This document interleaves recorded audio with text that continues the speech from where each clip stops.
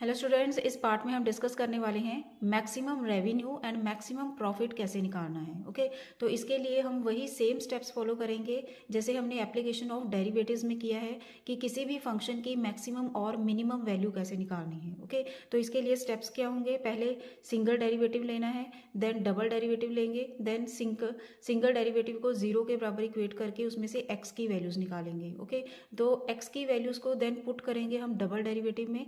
Double derivative अगर less than zero हुआ तो एक्स की वही वैल्यू के लिए जो टोटल रेवेन्यू होगा दिस विल बी मैक्सिमम। अगर हम टोटल प्रॉफिट के लिए कर रहे हैं ये सब तो ये टोटल प्रॉफिट के लिए होगा। ओके, तो जैसे फर्स्ट एग्जांपल है हमारे पास, if demand function P is this, at what values of X will there be maximum revenue. Okay, तो पहले हमने मैक्सिमम रेवेन्यू निकालना है। डैट मीन्स पहले हम टोटल रेवेन्यू निकालेंगे। ओके, तो डिमांड फंक्शन गिवन है, टोटल रेवेन्यू का फॉर्मूला क्या होगा, डिमांड फंक्शन इंटू एक्स। तो हमने ये मल्टीप्लाई कर दिया तो हमारे पास आ गया 45x minus 1/4 x square. Okay, तो वही सेम स्टेप्स फॉलो करने हैं अब हमने। फर्स्ट स्टेप होगा इसका सिंपल डेरिवेटिव लेंगे, डेरिवेटिव आ गया 45 minus 1/2 x. Then double derivative लिया हमने, डबल डेरिवेटिव में आ गया -1/2। ओके, देन थर्ड स्टेप होगा सिंपल जो डेरिवेटिव हमने निकाला है उसको जीरो के बराबर इक्वेट करना है। जीरो के बराबर जब हमने इक्वेट किया तो इसको सॉल्व कर लिया, एक्स की वैल्यू इसमें से आ गई हमारे पास 90। ओके, एंड डबल डेरिवेटिव जो है ऑलरेडी लेस देन जीरो ही हो गया, तो एक्स की 90 वैल्यू के लिए टोटल रेवेन्यू क्या होगा, मैक्सिमम। तो यही आंसर आ जाएगा, that is total revenue is maximum at x is equal to 90। Clear students?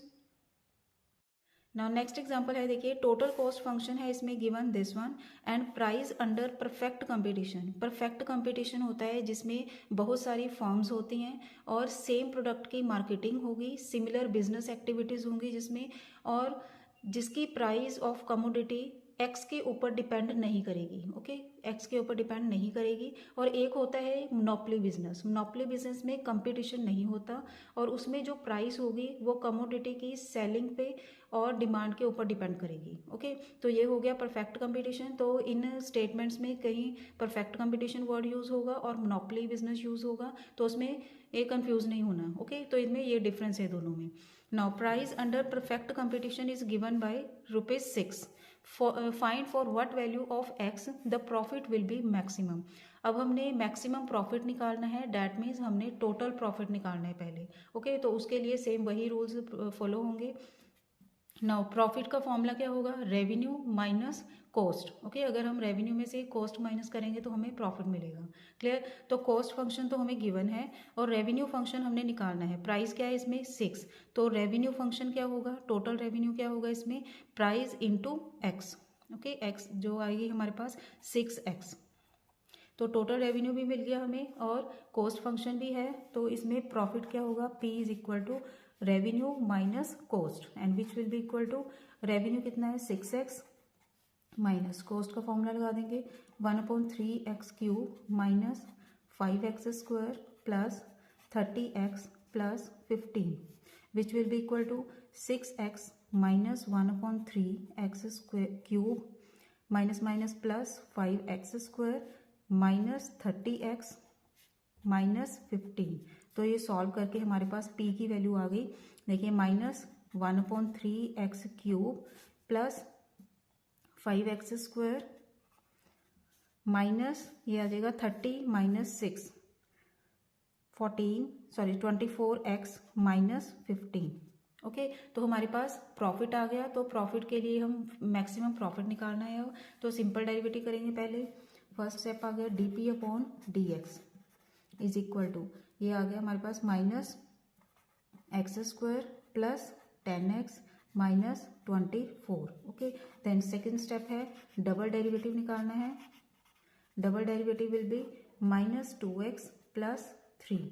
Okay, and third step होगा जो सिंपल डेरिवेटिव हमने निकाला है, सिंगल डेरिवेटिव इसको जीरो के बराबर इक्वेट करेंगे। Then this implies -x² plus 10x minus 24 is equal to 0 which will be x² minus 10x plus 24 is equal to 0। तो इसके फैक्टर बन जाएंगे 6 और 4, तो हमारे पास आ गया x minus 6 x minus 4 is equal to 0। तो इसमें से x की क्या क्या वैल्यूज आ गई हैं, एक 4 आ गई, एक 6 आ गई। ओके, तो ये दोनों वैल्यूज ही हम पुट करके देखेंगे इसमें डबल डेरिवेटिव में। Now fourth step will be, इसमें जब हम वैल्यू पुट करेंगे when x is equal to 4, then double derivative will be x is equal to 4, ये आ जाएगा हमारे पास -8 plus 10 is 2 which is positive. Okay, and इसके लिए ये होगा मिनिमम, प्रॉफिट मिनिमम होगी। और when x is equal to 6, तो डबल डेरिवेटिव क्या होगा इसके लिए, now -12 plus 10 is -2 which is less than 0, so profit will be maximum is maximum for x is equal to 6, ये आ गया आंसर। ओके, तो इसमें एक पॉइंट और ऐड सॉरी, इसमें एक पॉइंट और ऐड कर रही हूँ मैं कि अगर हमें पूछा जाए कि eight what range profit is increasing, eight what range profit is increasing, क्योंकि बहुत सारी और एग्जांपल में ये यूज़ किया गया है वर्ड, तो मैं इसी क्वेश्चन में ही आपको समझा देती हूँ। अगर ये आए, अगर ये वाला पॉइंट कि in at what range profit is increasing, तो इसके लिए क्या करना है हमने, इंक्रीजिंग एंड डिक्रीजिंग फंक्शन का वही सेम फंडा कि अगर इंक्रीजिंग होगा तो सिंपल डेरिवेटिव ग्रेटर देन 0 होगा, और अगर डिक्रीजिंग होगा तो लेस देन 0 लिखेंगे उसको डेरिवेटिव को। ओके, तो profit is increasing if when derivative of profit is greater than 0।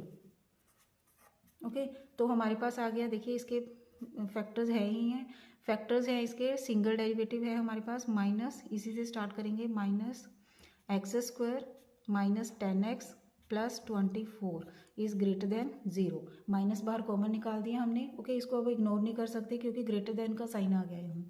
तो x² minus 10x plus 24 is less than 0 हो जाएगा, and x minus 4 x minus 6 is less than 0।